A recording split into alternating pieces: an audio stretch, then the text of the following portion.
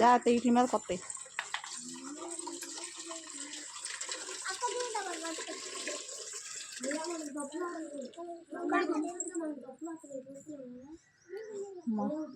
ఎలా కూడా ఒడియాలు వేయడం అయిపోయింది. పాపం పిల్లలు బాగా హెల్ప్ చేశారు.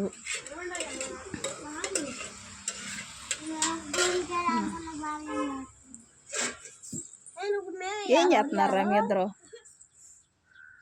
ఏం చేస్తున్నారు మీ ఇద్దరు?